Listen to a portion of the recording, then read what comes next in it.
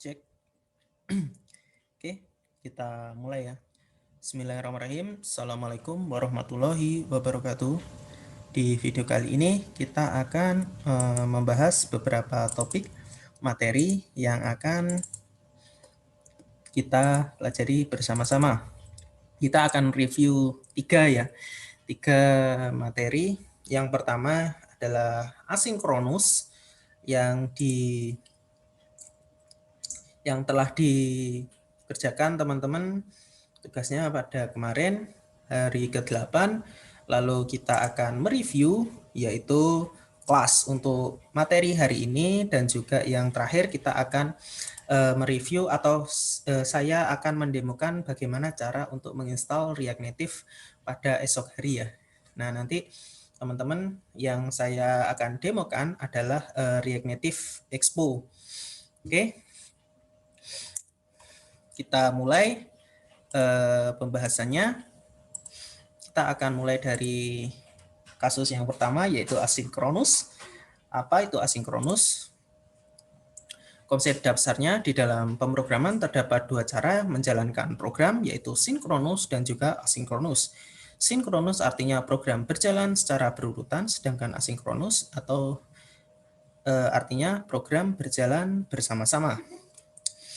Terkadang dalam program yang kita buat terdapat suatu sintak yang mengharuskan code pada baris tersebut dijalankan terlebih dahulu sebelum menjalankan pada baris selanjutnya. Hal ini dikenal dengan istilah blocking.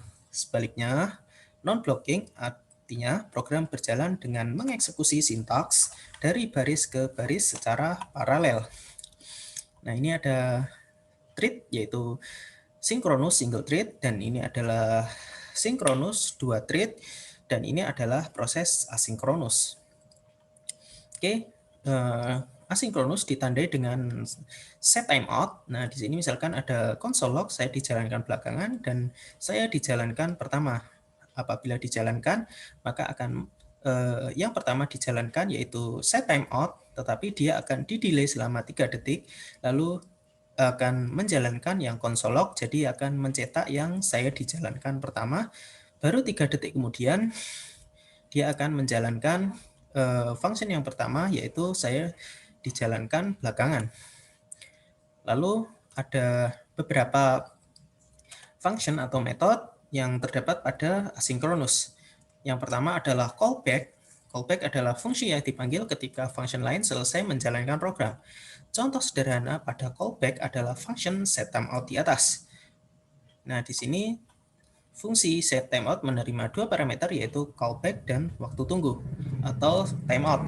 Function tersebut menjalankan timeout terlebih dahulu, lalu ketika waktu yang diset sudah dilewati, maka function callback akan dipanggil. Nah, misalkan di sini ada function periksa dokter, yaitu nomor antrian, lalu callback. Nah, di sini ada misalkan di lebih dari 50, maka akan callback false. Jika antrian kurang dari 10, maka callback true.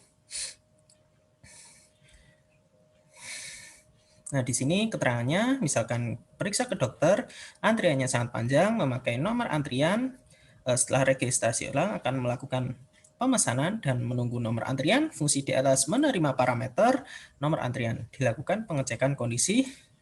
Apabila lebih dari 50, maka lebih baik jalan-jalan dulu daripada menunggu. Tapi jika antriannya kurang dari 10, maka harus standby di klinik untuk dipanggil. Cara menjalankan callback yaitu deklarasi function yang memiliki callback, lalu dijalankan function tersebut, yaitu periksa dokter. Di sini parameternya ada 65, lalu function check, lalu di sini jika dicek, maka akan mengecek sebentar lagi giliran saya. Lalu else, saya jalan-jalan dulu. Jadi misalkan di sini ada 6, di bawahnya 65, maka kita akan jalan-jalan sebentar. Apabila di sini kurang dari 10, maka saya sebentar lagi giliran saya. Apabila masih lebih dari 50, maka di sini akan sebentar saya jalan-jalan dulu. Lalu berikutnya ada konsep yang kedua yaitu promise. Sesuai dengan namanya, promise artinya berjanji, seperti janji yang biasanya memakan waktu dan janji bisa ditepati, resolve atau diingkari atau reject. Misalkan contoh di bawah ini seorang anak dijanjikan mendapat sebuah handphone baru oleh orang tuanya. Jika orang tuanya sedang bahagia, maka janji sebuah handphone baru akan ditepati. Selain itu, jika orang tuanya sedang marah, maka janji akan diingkari. Untuk membuat sebuah promise, cara membuat promise adalah dengan menginstant atau menurunkan sebuah kelas promise. Kelas promise tersebut sudah disediakan di dalam JavaScript. Parameter yang dikirim melalui instant pada kelas promise yaitu sebuah function yang menerima parameter yaitu resolve dan reject. Oke. Contoh codingnya yaitu variable with get found itu di sini new promise apabila function resolve atau reject jika mom is happy variable phone akan Samsung dan black apabila dan else apabila reason new error mom is not happy akan di reject. Jadi akan mempunyai dua parameter function itu resolve dan reject. Lalu di sini ada kondisi yang pertama resolve akan memanggil yaitu phone, lalu yang berisi objek yang berisi Samsung dan juga warnanya hitam. Apabila di reject dia akan menampilkan mom is not happy. Oke, cara menjalankan promise yaitu jika di sini adalah inisialisasi, maka di sini akan menjalankan. Nah, di sini ada function xmom yaitu will get new phone, then phone yaitu fulfill akan mencetak yaitu brand Samsung, lalu ada then dan catch. Nah, catch-nya ini untuk menghandle function error. Nah, di console log di sini akan function error-nya akan menampilkan error message-nya. Seperti itu. Oke. Untuk review sudah selesai. Apakah dari sini ada pertanyaan?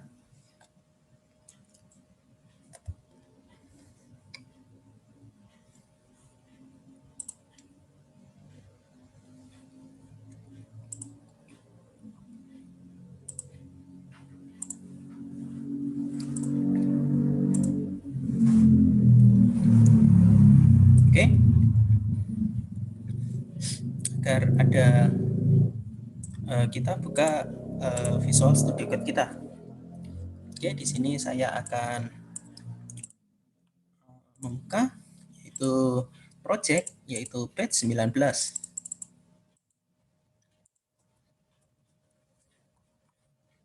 Oke, di sini saya akan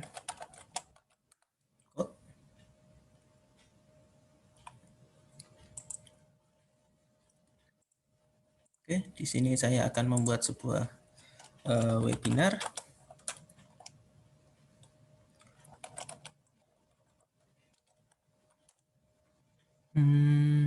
Hari kelima ya. Oke, di sini adalah contohnya yaitu kita bikin di sini yang pertama folder asynchronous async. Lalu kita bikin lagi di sini yaitu kelas. Oke. Lalu kita bikin di sini di luar aja nanti untuk ininya apa namanya? React Native-nya.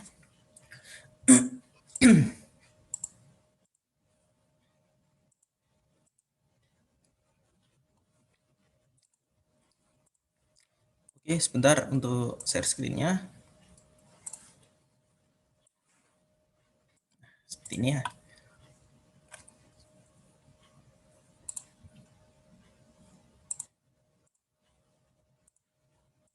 Oke.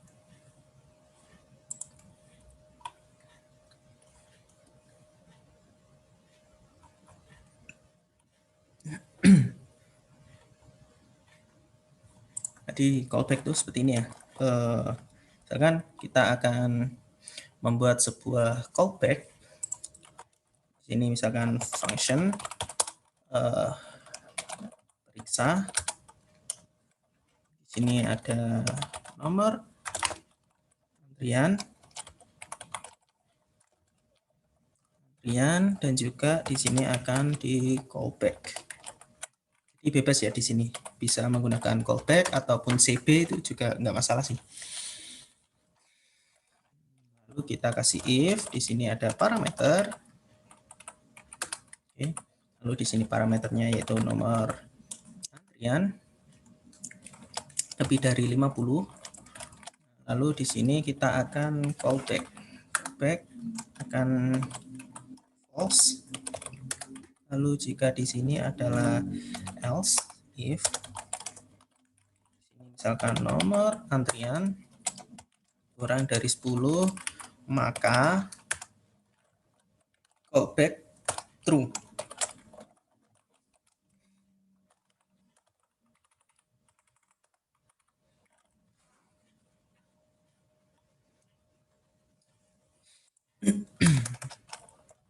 Kita akan memanggilnya yaitu function. Function untuk ya periksa. Lalu kita akan membuat sebuah antriannya yaitu misalkan 50 function. Lalu kita panggil di sini check. Oke, lalu kita di sini yaitu parameternya adalah check. Lalu kita console.log. Sebentar lagi dan saya. Lalu di sini adalah else console.log.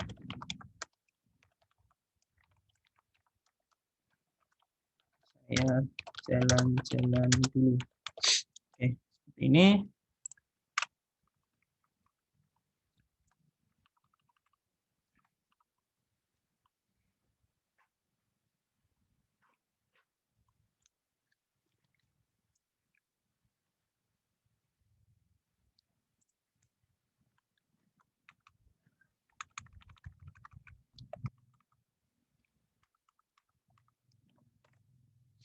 Oke, change directory menuju webinar di 5. Oke, lalu kita cd lagi yaitu async. Oke, kita jalankan di sini not index.js. Kita jalankan di sini 65. Di sini adalah saya jalan-jalan dulu karena waktu antriannya lebih dari 50. Misalkan di sini kita buat yaitu 55. Saya akan jalan-jalan dulu. Apabila di sini kurang dari 10 atau 9, maka sebentar lagi giliran saya.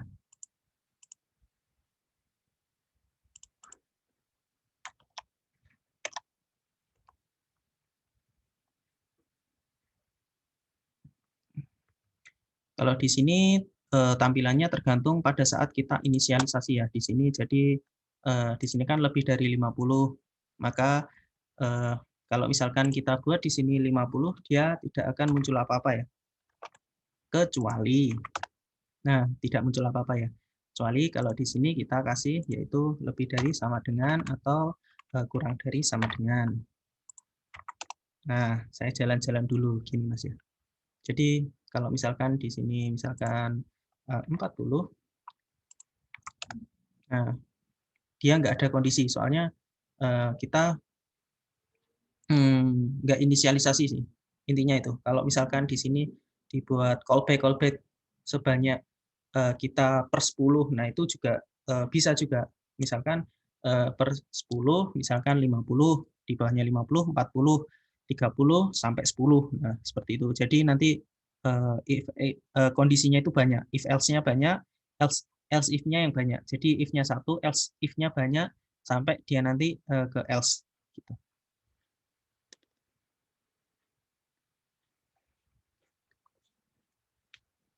Oke, kita lanjut. Promise. Kita bikin di sini yaitu promise.js. Oke.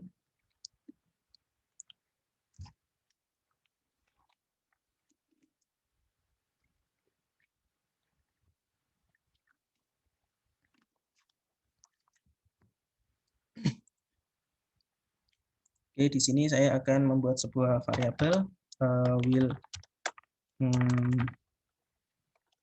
on. Nah, di sini on, lalu kita akan membuat new promise. New promise. Di sini misalkan kita akan membuat sebuah function yang isinya adalah resolve lalu reject. Nah, setelah seperti ini kita bikin return-nya yaitu jika is happy, lalu kita akan membuat sebuah variabel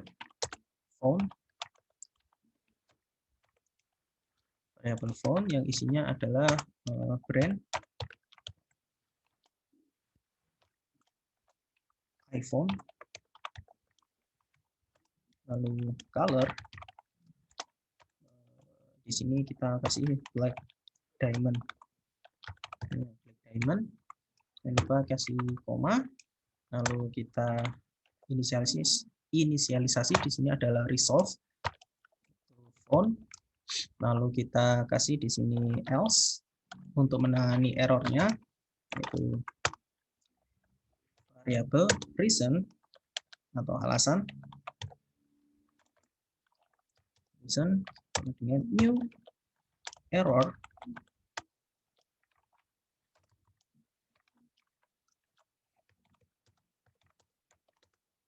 not happy.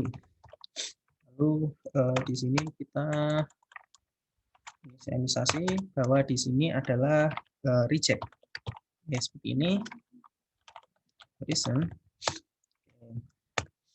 Lalu kita buat untuk menjalankannya yaitu sebuah function juga, function promise.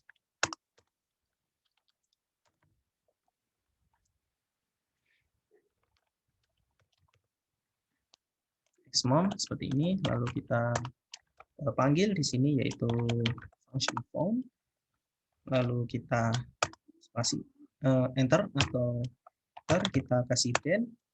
Nah, di dalam kuncinya yaitu then dan juga catch untuk promise. Berikutnya kita akan membuat sebuah function yang di dalamnya adalah fulfill.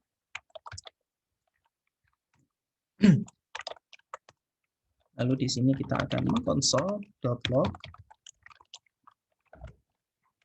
fulfill. Oke, berikutnya kita ada catch. Nah, karena di sifatnya adalah promise, akan menghandle yaitu errornya. Lalu kita akan mengkonsol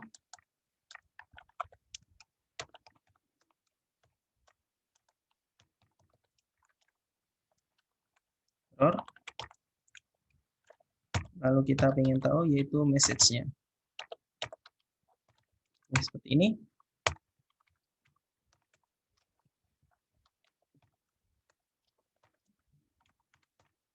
Oke. Lalu apabila kita jalankan yaitu not promise.js. Oke. Di sini adalah brand.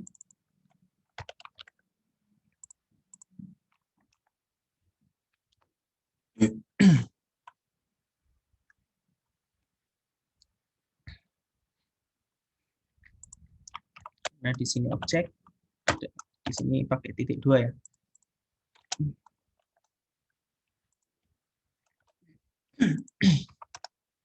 Nah, di sini mom is not happy. Jadi dia akan not defined. Jadi dia akan di reject, yaitu mom is not happy.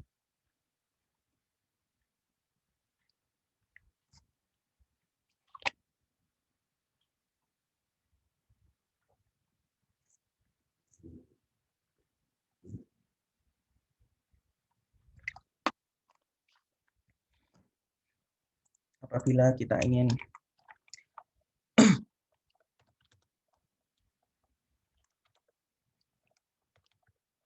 mom happy sama dengan true.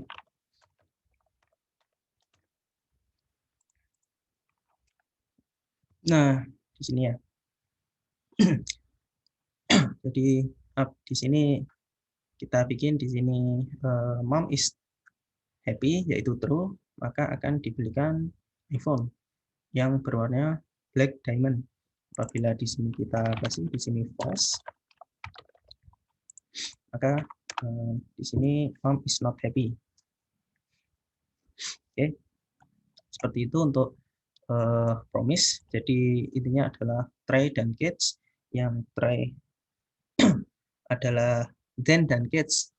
Yang then adalah untuk menghandle, yaitu misalkan untuk API-nya atau datanya. Bila catch untuk menghandle errornya. Seperti itu untuk proses promise dan juga callback. Jadi cukup simpel. Oke.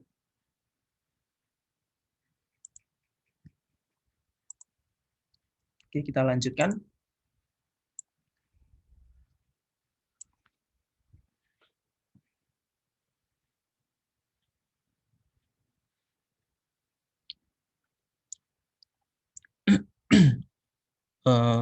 Dari Mas Andi. Mas, saya mau tanya apakah boleh kita gunakan parameter fulfill, ini ya, fulfill untuk menjalankannya apabila terpenuhi, menjalankan promise terpenuhi. Terima kasih.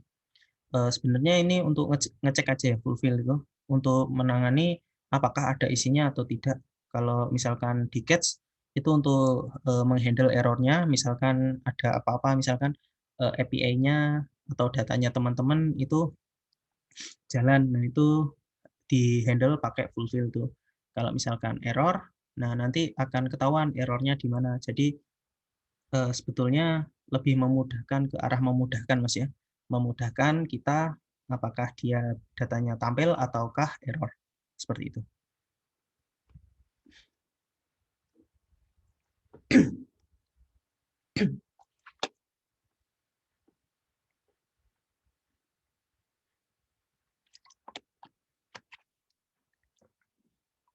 Oke. Oke, kita lanjut ke materi berikutnya, yaitu kelas. Oke, untuk materi hari ini kita ada kelas ya. Materi kelas di sini kelas pada JavaScript. Kelas sebetulnya adalah sebuah function spesial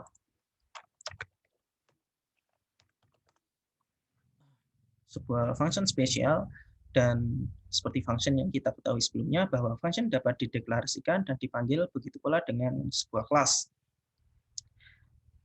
Deklarasi kelas di sini ada cara yang pertama untuk membuat sebuah kelas, yaitu dengan mendeklarasikannya. Caranya dengan menuliskan sebuah kelas, lalu char, di sini ada konstruktor yang parameternya ada brand dan factory. Lalu kita akan agar bisa diakses, yaitu kita inisialisasi dengan keyword spesial, yaitu this. Nah, di sini ada this brand, yaitu brand, lalu ada factory, di sini ada factory, lalu ada sound yang isinya adalah home, from, nah, gitu ya. Jadi ada soundnya yang suaranya seperti itu. Lalu di sini ada ekspresi kelas, yaitu sebuah kelas membuat sebuah variabel. Kelas tersebut boleh diberikan nama atau tidak diberikan nama. Di sini misalkan ada variabel char, dia diinisialisasi sebagai kelas. Lalu di sini ada konstruktor parameter thisBrand. Nah, di sini ada kelas name-nya, di print akan muncul, yaitu char. Lalu apabila diberi nama, di sini ada variabel char, yaitu kelas char2, konstruktor brand. Nah, yang membedakan yaitu variabel char itu diinisialisasi sebagai char2. Jadi apabila dijalankan nanti akan muncul yaitu kelas char2. Untuk namanya yaitu char2. Berikutnya, nama sebuah kelas biasanya menggunakan huruf kapital. Untuk pertamanya, jika terdapat dua kata atau lebih, maka huruf pertama selanjutnya harus kapital. Seperti kelas char. Nah, di sini salah ya. Di sini car. Nah, harusnya seperti ini, sport car. Nah, sport car di sini ada S, lalu ada car, lalu di sini ada sport. Ini salah ya. Jadi yang benar seperti ini. Lalu kita ada metode. Metode sintaks konstruktor pada kelas merupakan metode khusus di mana dilakukan sebuah inisialisasi properties yang akan dieksekusi secara otomatis ketika kelas dibuat dan ia harus memiliki nama konstruktor. Kita juga dapat membuat sebuah metode sendiri yaitu class car, yaitu kelas brand. Di sini akan menginsin yaitu dari kelas brand yaitu car name sama dengan brand, lalu present return I have a car name. Nah, akan dicetak yaitu Ford.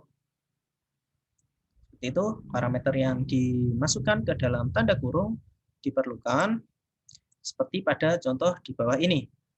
Nah, di sini ada kelas car, lalu konstruktor, this name, car name, present X, I have a car name. Car name-nya akan merujuk ke brand-nya.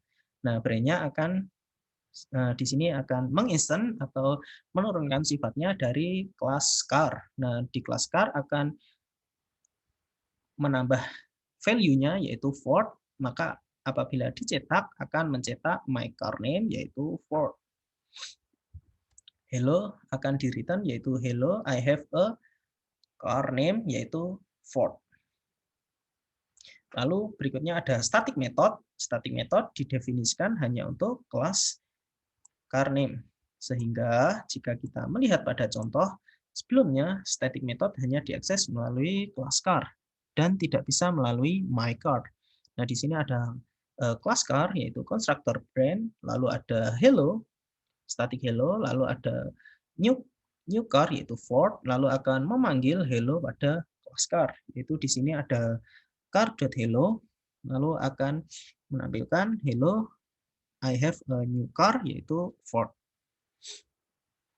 Berikutnya konsep dari kelas yaitu inheritance, atau kita biasanya untuk membuat sebuah OOP atau object oriented, salah satu sifatnya yaitu inheritance. Untuk membuat sebuah inheritance dari suatu kelas yaitu gunakan keyword extend.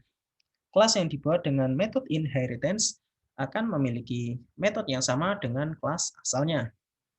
Contoh berikut adalah kelas model yang merupakan inheritance dari kelas car. Nah, di sini ada kelas car yaitu car brand, lalu present I have a car name, lalu dari kelas model akan mengextend yaitu dari kelas car yang isinya akan membuat sebuah konstruktor yaitu parameternya brand dan mod atau model. Lalu akan men-show yaitu it is terus this model. Nah, di sini ada my car, new model yaitu Ford dan Mustang. Lalu apabila dijalankan, dia akan menjalankan I have a it is a car name yaitu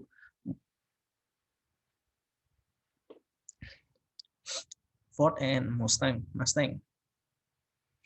Oke, lalu metode super mengacu pada kelas asalnya di mana menggunakan metode super di dalamnya. Metode konstruktor kita dapat memanggil konstruktor asalnya dan mengakses properti dan metodenya. Oke, lalu di kelas juga ada getter dan setter. Nah, suatu metode yang terdapat pada kelas juga dapat menggunakan getter dan setter. Getter dan setter dapat digunakan untuk melakukan proses tertentu pada suatu properti sebelum properti tersebut digunakan. Untuk menggunakan getter dan setter pada kelas gunakan keyword yaitu get dan set. Meskipun getter merupakan sebuah metode, namun dalam menggunakannya tidak menggunakan kurung setelah memanggil metode tersebut seperti pada contoh di bawah ini. Nah, di sini ada get CNAME. Get ini akan fungsinya adalah untuk meminta data atau car name. Kalau set name untuk mengset atau memberi nilai pada kelas car. Lalu ada my car Ford. Lalu di sini biasanya untuk membedakan metode properti pada properti ditulis dengan menggunakan strip bawah di depan namanya. Sementara metode termasuk getter dan setter tidak seperti contoh berikut. Nah, di sini ada kelas car name. Nah, di sini ada car name ya. Car name, this car name. Lalu di sini ada car name, get dan set. Lalu akan memanggil set, mengubah Ford menjadi Volvo. Jadi di sini akan mengkonsol yaitu Volvo. Dari Ford diganti menjadi Volvo. Oke, seperti itu. Berikutnya kita akan mempraktekkan cara menggunakan kelas. Oke, di sini adalah sebuah sudah ada.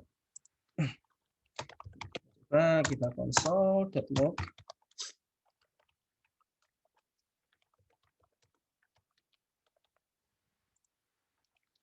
Akan menjalankan yaitu not. Kita ini dulu, kita change directory dulu. Lalu kita akan men-cd yaitu class. Kita akan menjalankan yaitu not index.js. Nah, di sini ada contoh kelas.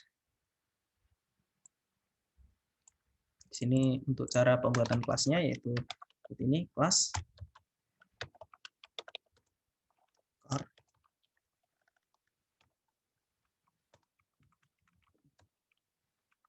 car. Lalu jangan lupa di sini ada konstruktor yang memuat di sini adalah brand dan juga factory yang menjadi parameter keduanya. Oke, di sini ada this brand. Lalu ada brand.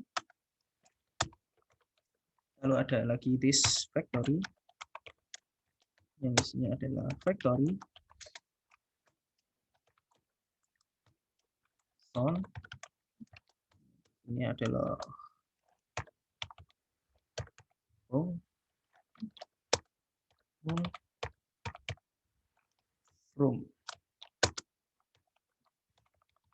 Oke, seperti ini. Lalu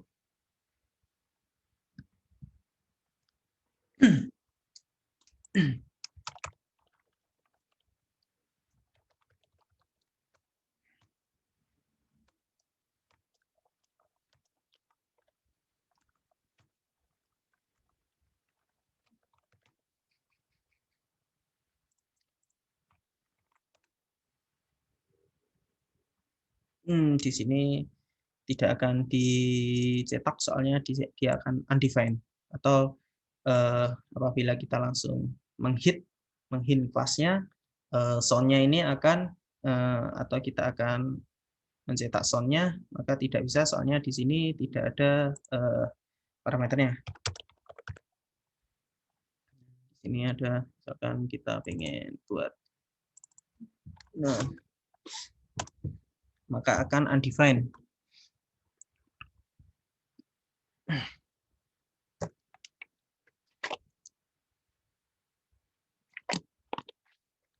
Lalu kita membuat sebuah ini ya.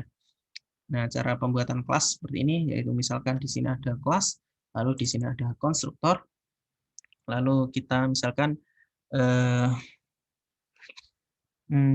ingin membuat sebuah, misalkan kita akan mengecek di sini apakah dia ada name-nya. Nah, di sini adalah name-nya adalah car ya. Lalu misalkan kita ingin membuat sebuah kelas lagi, kelasnya akan diinisialisasi seperti ini, car. Kita bikin di sini menjadi variabel car. Lalu di sini kita akan menginisialisasi yaitu kelas car 2.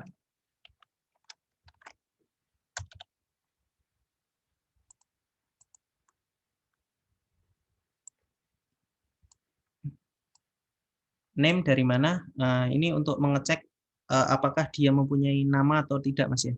Jadi di sini name-nya itu sudah terembed dari JavaScript-nya sih. Jadi untuk mengecek dia mempunyai nama atau tidak, seperti itu.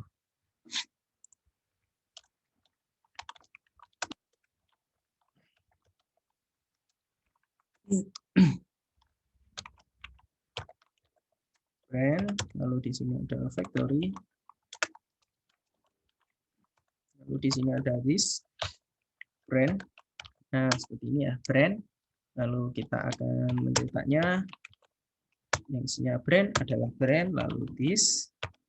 Di sini ada factory.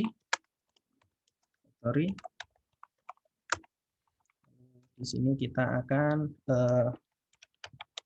mengkonsol log, yaitu kita ingin mengecek ya, car name, namanya dari mana. Oke, untuk yang pertama kita komen. Oke, jadi namanya adalah car2 ya, car2 sesuai pada nama kelasnya. Lalu berikutnya yaitu kita bikin metode ya, sebuah metode pada kelas. Jadi pada kelas juga bisa dikasih metode, misalkan di sini ada kelas car, yang dimana isinya adalah brand. Jangan lupa setiap kelas ada konstruktornya untuk memberi sebuah parameter. Lalu kita bikin di sini this car name, nah, dengan brand. Lalu kita bikin di sini di dalam kelasnya yaitu present.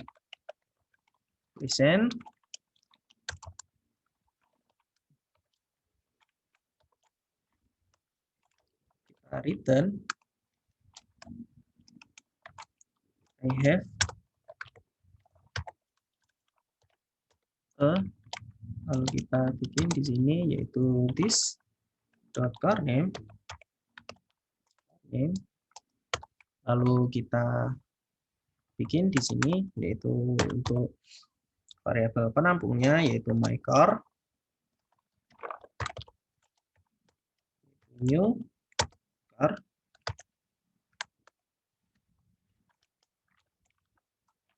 karena brandnya kita belum ada, kita kasih di sini yaitu Ford atau Mustang.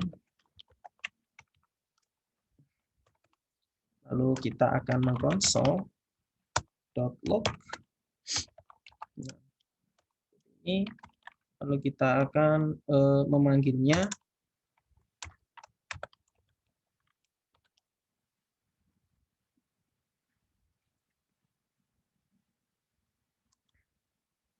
yaitu my car. Lalu kita panggil di sini yaitu present atau anakannya ya, atau child-nya ya. Nah, di sini akan mencetak yaitu I have Mustang atau mobil Mustang.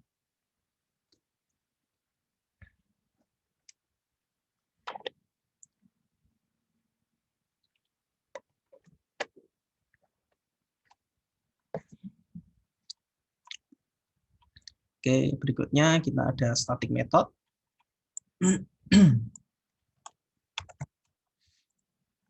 Di sini kita akan membuat sebuah komen yaitu static method pada kelas.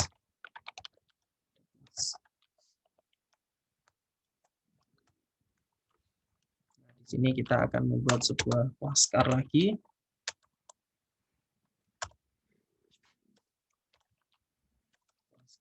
Lalu kita bikin di sini konstruktornya yaitu brand this dot car name. brand. Lalu kita bikin di sini yaitu static method, yaitu kita beri di sini yaitu hello. Lalu kita akan mereturn hello seperti ini. Lalu kita akan menampung lagi dengan my core, new core.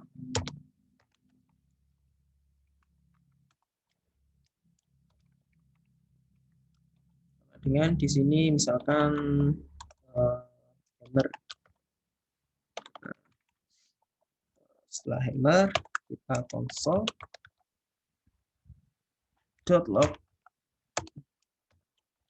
yaitu car.hello.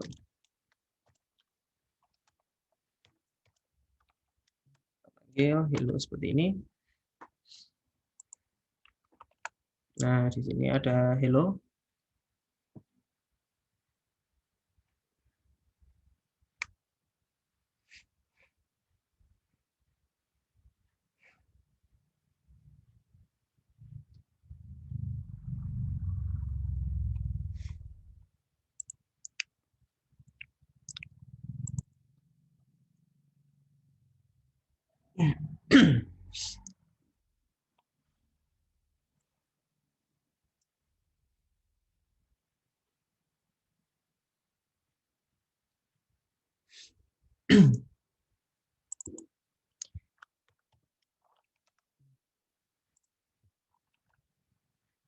Dia akan undefined karena di sini ada static methodnya ya.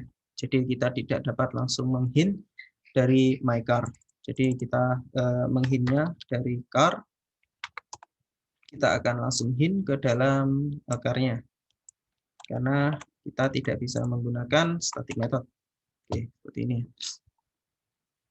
Soalnya static method hanya bisa diturunkan pada child-nya apabila kita menggunakan this-nya. Jadi di sini ada static.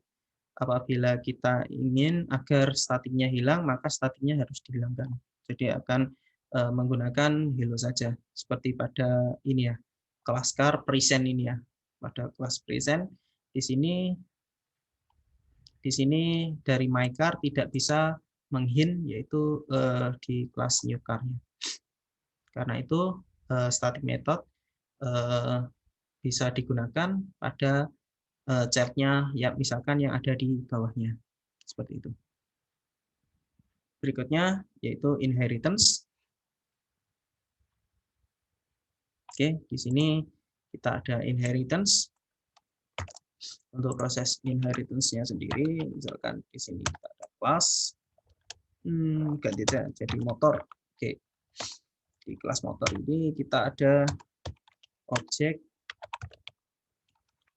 kita ada konstruktor, yaitu kita bikin di sini brand. Di dalam parameternya yaitu brand.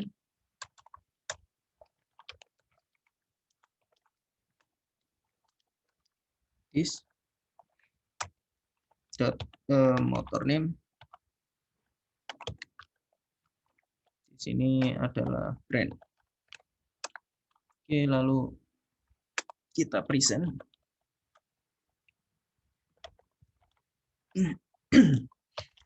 Fungsinya function. Di sini di dalamnya ada return. Di sini I have lalu di sini kita akan menambah yaitu this dot motor name.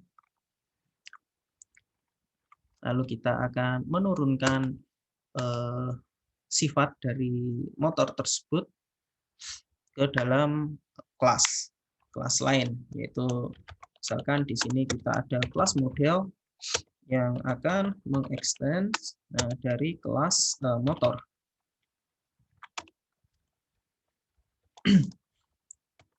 Lalu kita buat di sini konstruktornya. Konstruktor di sini ada brand dan juga model mode. Kita inisialisasi di sini dengan menggunakan super, dan di sini ada brand. Lalu di sini kita bikin this model, kita inisialisasi yaitu mode. Lalu kita akan menampilkan dengan cara show, method show. Kita akan return yaitu this present. Oke, jadi present ini diturunkan dari kelas motor ya. Lalu seperti ini kita tambah is plus this dot model.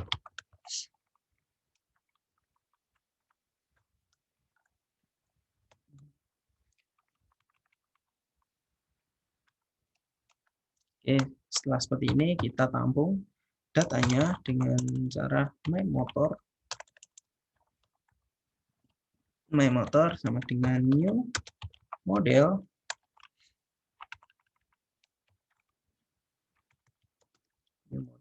Yaitu di sini kita ada misalkan apa ya, Harley, lalu yang kedua yaitu bajai. Oke, seperti ini. Kita coba console.log main motor show. Oke, seperti ini. Kita jalankan ya, di sini akan muncul yaitu bajai.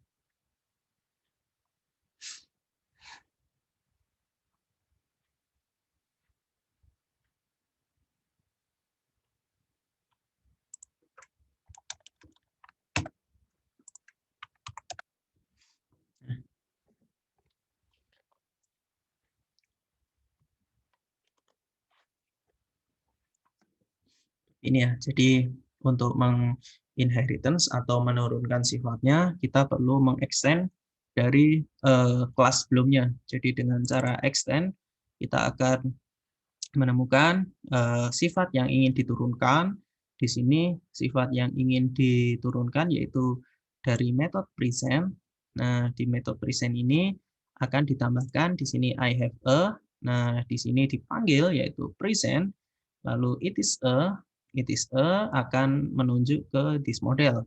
Jadi sudah ada bagiannya sendiri-sendiri, tinggal dijalankan. Lalu kita bikin di sini variabel penampungnya yaitu dengan cara main motor, new model yaitu Harley dan juga bajai untuk memberi nilainya. Nah, setelah nilainya masuk ke dalam brand dan juga bajai sudah masuk ke dalam model, nah di sini akan menampilkan yaitu dari main motor, lalu akan ditampilkan yaitu I have a Harley yang dimana modelnya adalah seperti motor bajai seperti itu.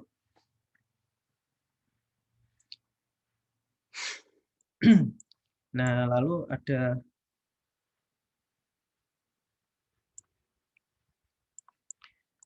di sini juga ada metode super, di mana akan mengacu pada kelas asalnya, di mana dengan menggunakan metode super di dalam metode konstruktor, kita dapat memanggil konstruktor kelas asalnya dan juga mengakses properti dari metode-metode lainnya. Jadi juga di sini untuk menampilkan sifat dari kelas sebelumnya, selain extend juga kita butuh yaitu yang namanya super. Super akan meminta sifatnya yaitu brand. Seperti itu. Berikutnya kita satu lagi yaitu dengan menggunakan getter dan setter.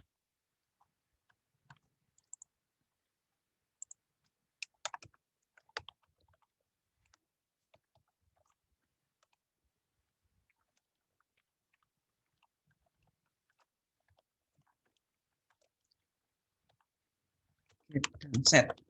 Seperti ini, set.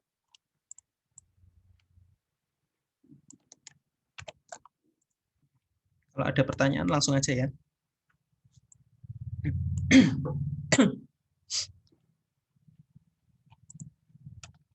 Oke, di sini ada kelas. Misalkan kita buat di sini kelas motor lagi, kelas motor,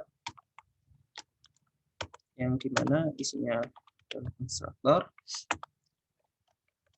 adalah brand.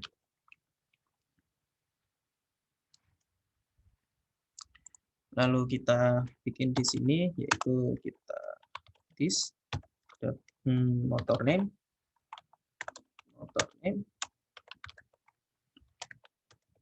dengan brand.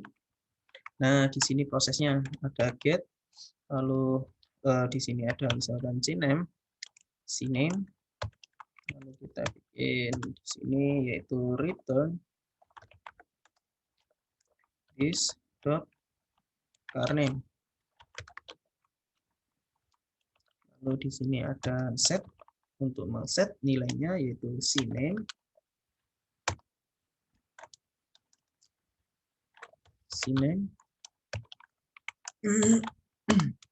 kita return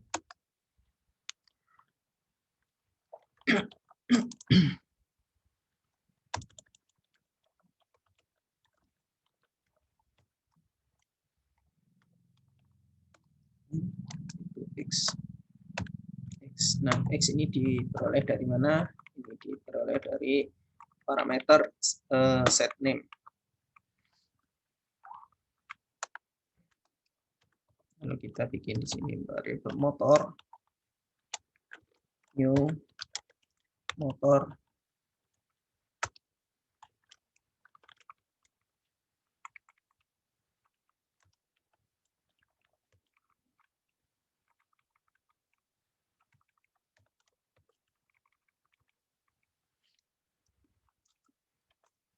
ini adalah misalkan Honda. Also the block yaitu name motor, lalu cname. Oke, seperti ini. Lalu kita jalankan yaitu get dan set. Nah, di sini undefined.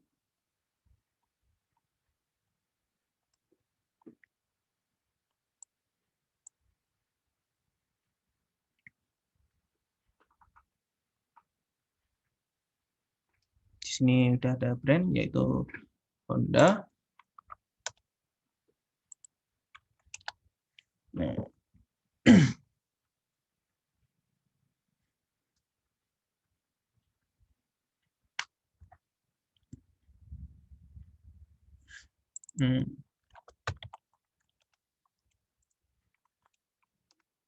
nah di sini Honda ya. Jadi ini untuk get dan set, ini adalah set untuk men-set nilainya, lalu get itu untuk meminta nilainya. Jadi nilainya akan dibuat agar mudah itu menggunakan get dan set. Dalam OOP ini sering dipakai get dan set.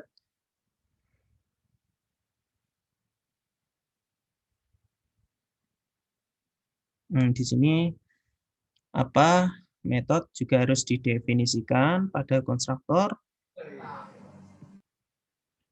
Di sini ada pertanyaan dari Dimas ya. Jadi metodenya itu memang harus di konstruktor sih. Jadi soalnya kalau di dalam kelas itu kita memberi nilainya atau parameternya itu menggunakan konstruktor. Jadi yang di dalam konstruktor itu bisa seperti parameter. Parameter itu yang mau diturunkan atau dibuat parent atau child-nya itu pada konstruktor itu. Jadi perannya konstruktor itu sangat vital sih. Jadi sebuah kelas itu selalu ada konstruktornya. Nanti misalkan ada di misalkan ya kita nanti kan pakai React Native. Nah, nanti untuk membuat sebuah life cycle-nya misalkan pakai kelas komponen itu menggunakan konstruktor juga untuk menginisialisasi variabelnya. Jadi konstruktornya dapat menampung misalkan state-nya ya, state ada nilai awal dan juga ada perubahannya. Jadi state perubahannya nanti disimpannya di konstruktor itu. Lalu untuk ini ya, untuk apa namanya, untuk penurunan sifatnya juga perlu menggunakan super juga ya. Jadi untuk super, lalu this itu keyword spesial juga untuk menunjuk pada parent dan juga child-nya itu ya. Jadi child-nya dapat ditunjuk dengan menggunakan keyword spesial yang namanya this. Oke, seperti itu. Ada pertanyaan lain?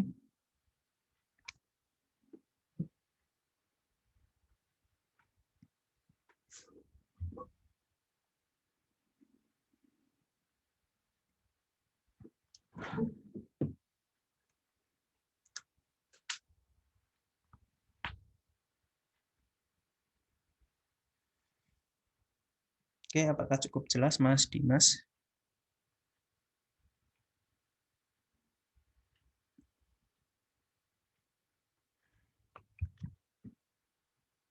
Oke, kita lanjutkan aja ya untuk materi yang terakhir. Aku mau nanya tentang X itu fungsinya apa ya? X ini fungsinya untuk parameter. Ini seperti ini ya, apa namanya? Parameter sih. Parameter misalkan di sini ada brand. Nah, di sini X itu untuk menginisialisasi nama motor name-nya itu. Jadi misalkan di sini X-nya dihilangkan, dia tidak akan mempunyai nilai dan juga nilainya itu nggak bisa dilempar ke dalam get-nya itu.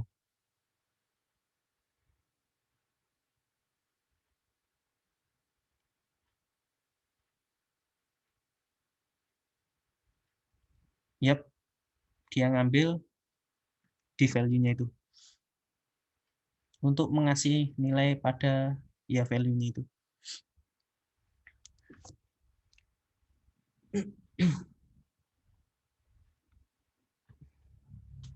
Oke, saya ke kamar mandi sebentar ya.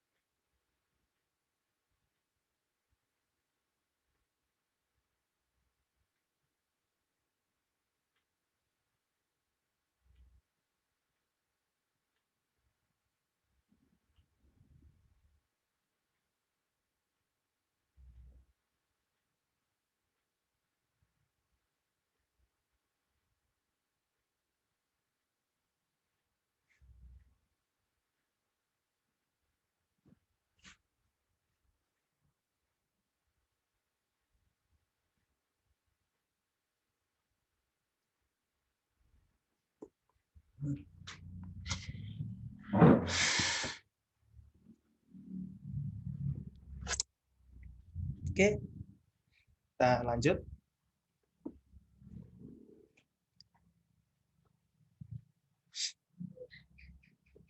Oke, kita lanjutkan ya. Kita untuk ininya apa namanya? Kita akan coba mempraktekkan ya. Kita akan membuat sebuah React Native dengan menggunakan Expo ya. Jadi untuk besok kan kita materinya udah masuk ke dalam instalasi ya. Jadi ada React Native Intro ya. Nah, di React Native Intro itu intinya adalah kita akan ini ya, menginstal React Native-nya. Nah, di sini teman-teman bisa langsung kata kuncinya gini aja, gampang. Install React Native. Nah, seperti ini. Nah, di sini sudah ada di React Native.dev. Nah, di sini sudah ada environment setup, lalu ada integrasi. Kita coba langsung ke sini. Nah, ini ya. Jadi sebelum install, kita cek dulu ya di aplikasi kita. Coba dicek di situ node v atau version. Nah, di sini sudah ada node-nya. Lalu kita cek juga untuk npm-nya, npm inv. Nah, seperti ini. Oke, udah ada ya berarti ya untuk npm dan juga node. Lalu kita akan cek lagi untuk udah cukup sih. Berikutnya yang perlu dilakukan adalah npm install min-g expo CLI. Oke. Oh ya, jangan lupa dicolokkan HP-nya. Oke. Karena saya menggunakan real device, maka saya perlu menginstal yang namanya Visor. Visor itu fungsinya untuk mirroring HP kita, dari HP kita menuju ke laptop kita. Oke.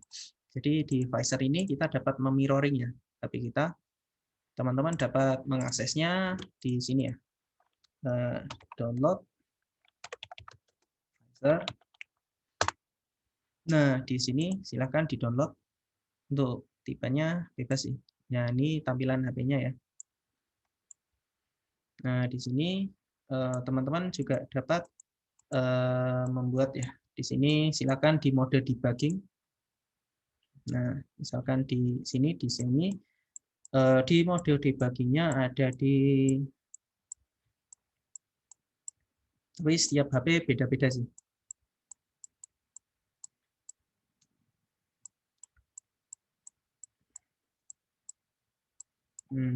Biasanya ada detail tentang telepon, lalu kita akan membuat mode bukan yang di versi UI. Nah, ini sudah, jadi tinggal diklik di bagian UI ini ya. Oke, seperti itu. Oke, langkah selanjutnya dalam proses instalasi, nah, ini untuk mirroring HP kita, silakan digunakan. Lalu langkah berikutnya kita akan ini ya, apa namanya, npm install min-g. Nah, ini G itu artinya global ya. Jadi npm install global expo CLI. Oke, di sini tinggal dimasukkan gini aja. Nanti dia akan menjangkau seluruh globalnya. Oke, karena saya sudah install, kita langsung aja di sini, yaitu expo init awesome project. Oke, di sini saya akan membuat Sunburn app ya. Sebelumnya saya akan menuju directory yang root yang paling atas. Nah, lalu kita cd lagi. Nah, seperti ini. Lalu kita akan menginstal dengan cara expo init. Lalu kita bikin di sini Sunburn app. Sunburn app seperti ini. Enter. Kita akan mulai menginstal yang namanya expo. Nah, di sini ada contohnya ya. Jadi di sini ada blank, ada TypeScript, ada tab, ada minimal, ada TypeScript. Oke, kita pakai yang paling minimal, yaitu blank. Oke, seperti ini. Kita akan men-choose yaitu expo template blank.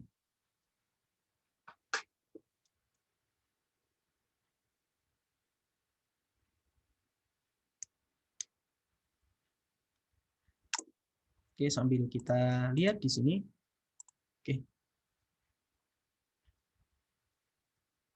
Kita split saja di sini. Nah, seperti ini. Split.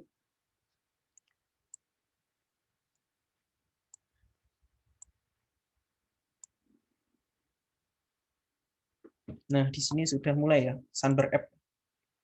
Nah, di sini sudah ada file-filenya. Yang pertama ada expo, asset, dan lain-lain. Oke, kita sambil menunggu.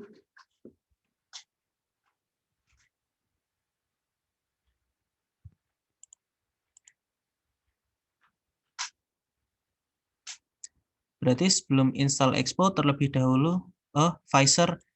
Visor ini untuk biar kelihatan sih Mas, biar kelihatan untuk mirroring HP-nya ke laptop. Kalau nggak pakai Visor nggak masalah sih.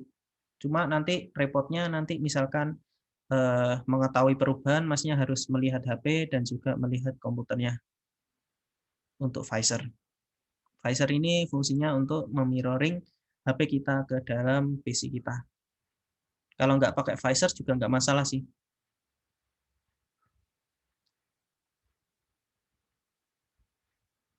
Kalau install Expo-nya nanti bisa di-handle ini. npm install min-g expo CLI.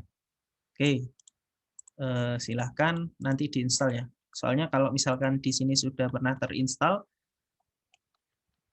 diinstal lagi nanti biasanya akan uninstall sendiri.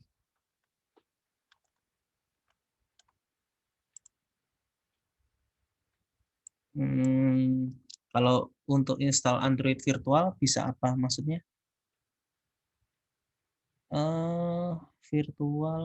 Virtual bisa menggunakan Android Studio. Tapi tergantung laptopnya ya. Kalau saya menggunakan Android Studio, ini akan CPU-nya itu akan 100% terus. Jadi kasihan laptopnya. Kalau menggunakan Android Studio. Sebenarnya bisa aja sih. Masnya tinggal, nah di sini ada 100% terus ya. Nah ini saya lagi pakai Android Studio juga nih. Nah ini Android Studio-nya lagi booting.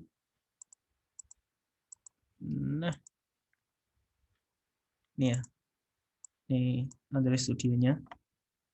Jadi akan CPU-nya akan 100% kalau pakai Android Studio, makanya saya pakai Visor.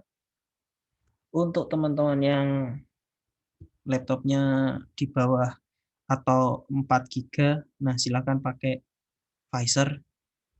Itu sangat ringan juga. Tapi dasarnya emang Android Studio itu emang berat sih. Nah, di sini pun juga gitu sih. Jadi kalau misalkan lagi develop, misalkan terlalu berat, biasanya nanti akan hang. Nah, di sini 100% terus ya.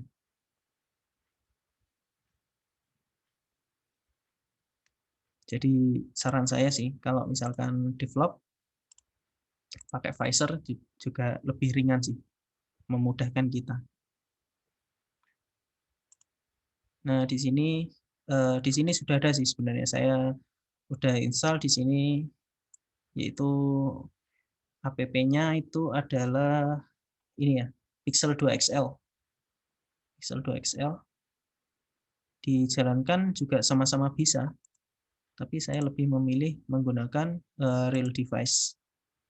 Selain lebih ringan, juga kerjanya akan dibagi dengan komputer dan juga HP kita. Jadi yang kerja juga ringan. Nah, ini udah saya close, berubah jadi hijau lagi ya.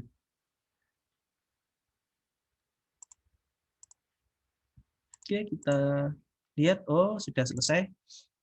Oke, kita coba, oh kita share screen lagi. Nah, ini prosesnya sudah selesai ya. Nah, ini sudah selesai. Ini di Sunburn App. Oke, kita langsung aja di sini kita masuk ke dalam CD Sunburn App. Sunburn App. Oke, seperti ini.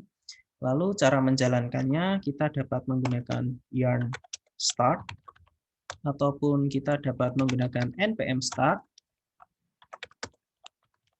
ataupun kita juga dapat menggunakan expo start. Bebas yang mana aja. Kalau saya biasanya menggunakan yarn start. Bentar.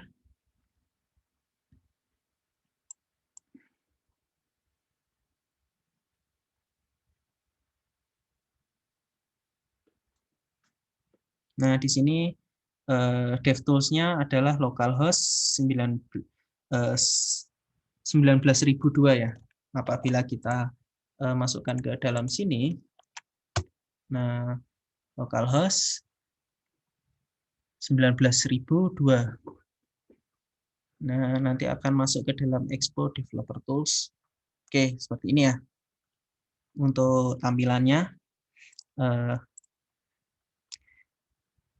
Nah, di sini apabila ingin menjalankan Android emulator, karena kita sudah menjalankannya di sini, kita akan run Android device emulator. Oke, langsung diklik aja di sini, akan langsung menjalankan.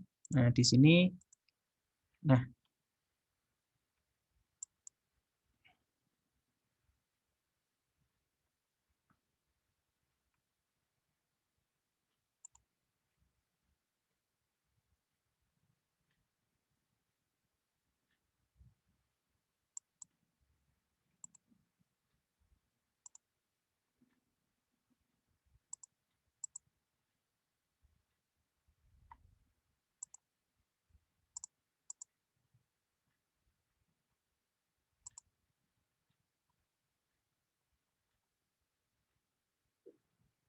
exam berarti, apa ini?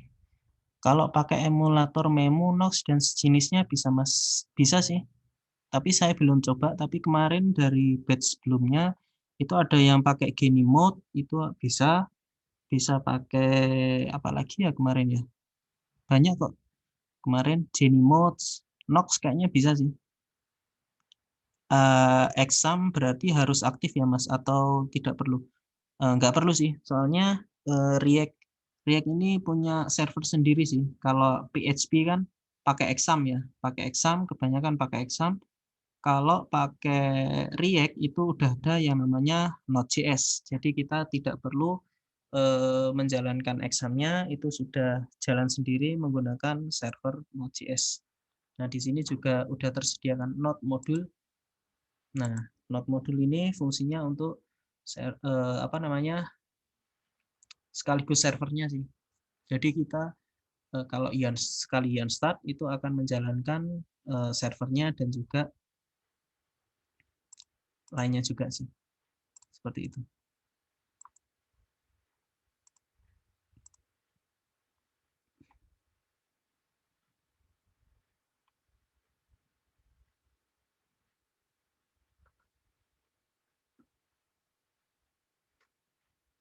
Kalau untuk nanti bisa ini sih, bisa pakai kalau nanti yang CLI nanti akan saya share untuk setting environment-nya, jadi nggak perlu khawatir ya. Kalau saat ini teman-teman pengen langsung nyoba sih nggak masalah sih, karena besok materi kita juga udah React Native.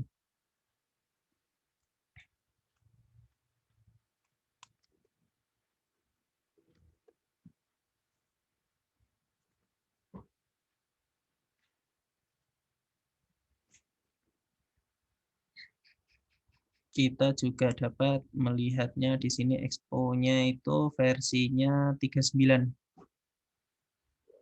Di sini ada React Native-nya, ada React DOM, React, Expo. Nanti dari sini kita dapat menambah.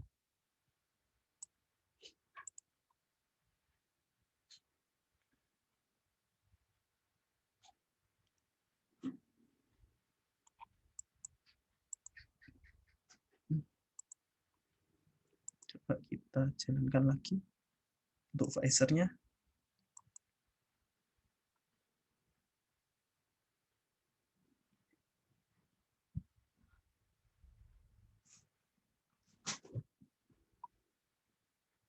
Oke, ini masih proses ya. Bundling JavaScript-nya.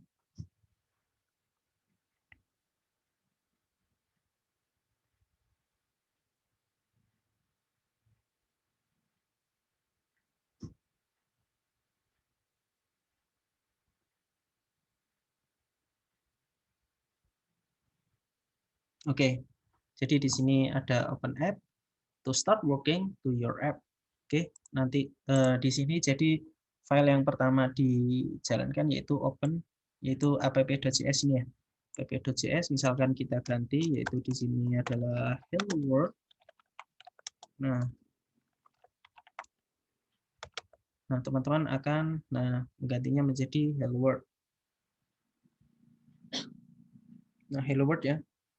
Nah, di sini yang membedakan antara React Native dan React.js yaitu di sini ada view.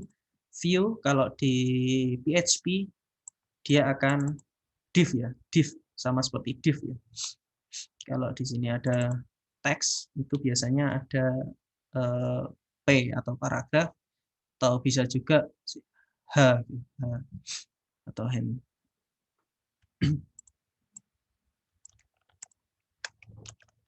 Nah, di sini hello world, hello world, hello world.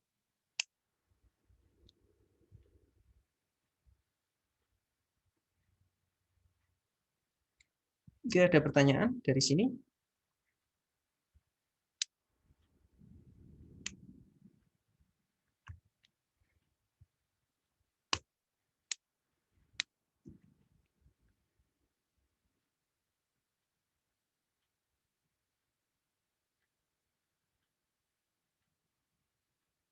Oke, nggak ada pertanyaan ya.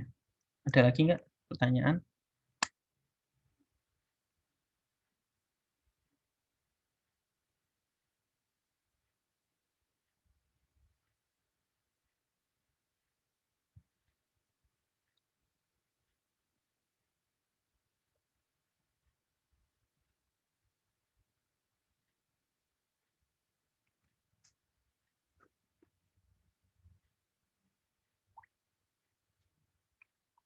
Nah, di sini juga kelihatan ya.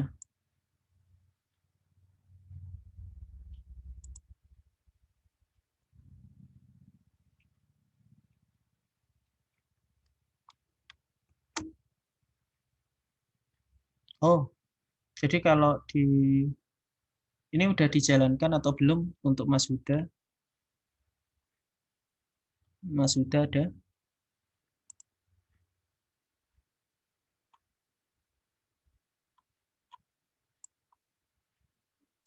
Ini pakai ini ya,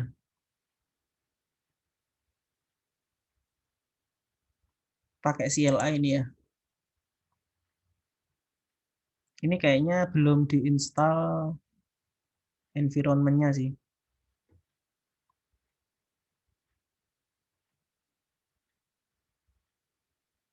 Ini mau ngapain ini, Mas Huda? Hmm.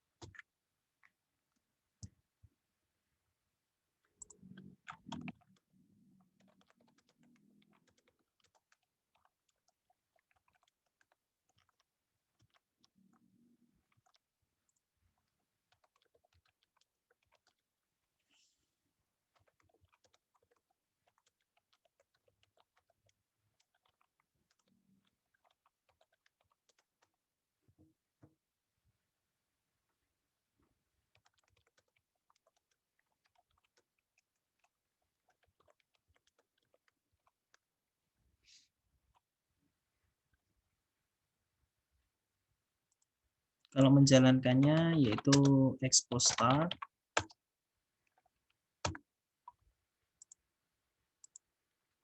start, bisa, npm start bisa, atau yarn start juga bisa.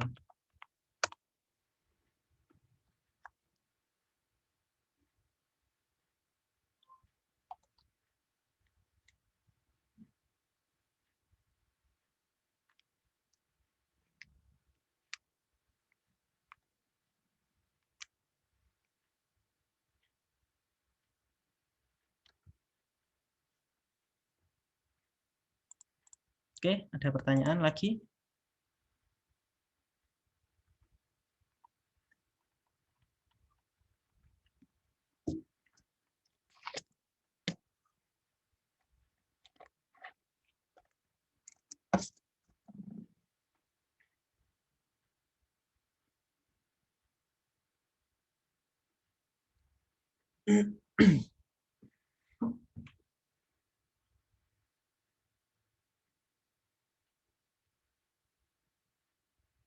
Oke, nggak ada pertanyaan lain? Ya, kalau ada pertanyaan, langsung aja disampaikan di grup diskusi. Jangan sungkan-sungkan untuk bertanya, karena malu bertanya susah di jalan. Oke, ada lagi pertanyaan? Oke ya, cukup ya. Oke, terima kasih atas kehadirannya dalam webinar sesi malam hari ini. Bila salah kata atau ada kurang lebihnya, mohon dimaafkan. Assalamualaikum warahmatullahi wabarakatuh.